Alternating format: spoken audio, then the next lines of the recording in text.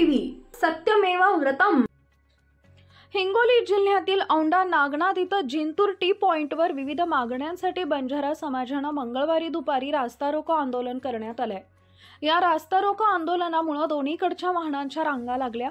जवळपास 2 तास हे रास्ता रोको आंदोलन जिंतूर टी पॉइंटवर चाललं।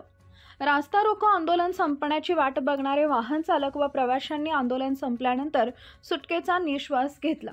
मात्र चालक आणि प्रवाशांचा हा सुटकेचा निश्वास काही क्षणातच भंगला। रास्ता रोको आंदोलन संपल्यानंतर काही मिनिटातच वाहतूक सुरळीत होईल या आशेनं प्रवासी व वाहन चालक यांनी पुढे मार्गस्थ होण्याचा प्रयत्न केला, परंतु औंढा नागनाथ पोलिसांच्या नाकर्तेपणामुळे व ढिसाळ नियोजनामुळे वाहतूक काही सुरळीत होऊ शकली नाही। रास्ता रोको आंदोलन संपल्यानंतर ही जवळपास 1 तास ही वाहतूक अडकून बसली। वाहतूक सुरळीत न झाल्यामुळे प्रवासी व वाहन चालकांना नाहक मनस्ताप सहन करावा लागला। छोट्या मोठ्या बातम्यांची मोठी प्रसिद्धी देणारे पोलीस यावेळेस मात्र निष्क्रिय दिसून आले।